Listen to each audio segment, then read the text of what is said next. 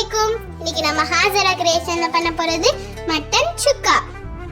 Mutton சுக்கா செய்ய தேவையான பொருட்கள் 3 டீஸ்பூன் மிளகுத்தூள், 1 டீஸ்பூன் கரம் மசாலா, 2 டீஸ்பூன் மிளகு ஜீரகத்தூள், 2 டீஸ்பூன் மல்லித்தூள், 1 டீஸ்பூன் மஞ்சள்தூள், 1 டீஸ்பூன் மிளகாய்த்தூள், 3 கொத்து கருவேப்பிலை, 1 டேபிள் ஸ்பூன் இஞ்சி பூண்டு பேஸ்ட், 2 டீஸ்பூன் தயிர், 1 டீஸ்பூன் பெருஞ்சீரகம், 3 மீடியம் சைஸ் வெங்காயத்தை குட்டி குட்டியா சாப் பண்ணி வச்சிருக்கேன். 10 நாட்டு வெங்காயம், உப்பு தேவையான அளவு, 1 kg நல்லா சுத்தம் பண்ணி வச்சிருக்க மட்டன். குக்கர்ல 1 கிலோ சுத்தம் பண்ணி வச்சிருக்க மட்டனை சேர்த்து 1 டீஸ்பூன் மஞ்சள்தூள், 1 டீஸ்பூன் இஞ்சி பூண்டு பேஸ்ட், மட்டன் மூழ்கிற அளவு தண்ணி ஊற்றி தேவையான அளவு உப்பு சேர்த்து கலந்து விட்டு மட்டன் 80% நல்லா குக் ஆகுற வரைக்கும் ப்ரெஷர் குக் பண்ணுங்க. மட்டன் நல்லா குக் ஆயிடுச்சான்னு செக் பண்ணிக்கோங்க. ஒரு பேன்ல 3 டேபிள் ஸ்பூன் கோகோனட் ஆயில் சேர்த்துக்கோங்க. இதுக்கு பதிலாக சன்ஃப்ளவர் ஆயில் நல்லெண்ணெய் கூட சேர்த்துக்கலாம். எண்ணெய் சூடானதோட 1 டீஸ்பூன் பெருஞ்சீரகம், 1 டீஸ்பூன் கரம் மசாலா சேர்த்து நல்லா வதக்கி விட்டுக்கோங்க.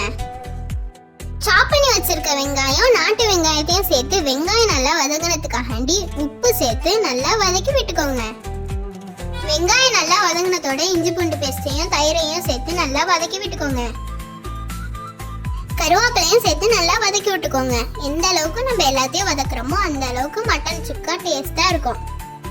வெங்காயம் நல்லா வதங்கினதோட மிளகாய்த்தூள், மிளகு ஜீரகத்தூள், மல்லித்தூள், நம்ம எடுத்து வச்சிருக்க 3 டீஸ்பூன் பெப்பர்ல ஒரு பாதியை மட்டும் இப்போ சேர்த்துக்கோங்க.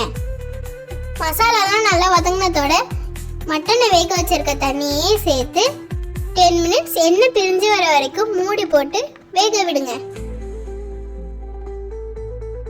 எண்ணெய் பிரிஞ்சு வந்ததோட மட்டனையும் சேர்த்து நல்லா கலந்து விட்டதோட 10 மினிட்ஸ் குக் ஆக விடுங்க.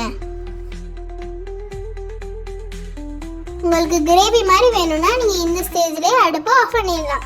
கிரேவி நல்லா வத்தி எண்ணெய் பிரிஞ்சு மட்டன் சுக்கா மாதிரி வரும். அப்பப்போ கலந்து மட்டும் விட்டுக்கோங்க.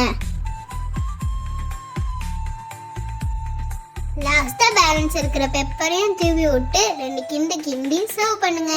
சுவையான மட்டன் சுக்கா ரெடி. நீங்களும் வீட்டில் ட்ரை பண்ணி பார்த்துட்டு மறக்காம எப்படி இருந்துச்சுன்னு எங்களுக்கு கமெண்ட் பண்ணுங்க.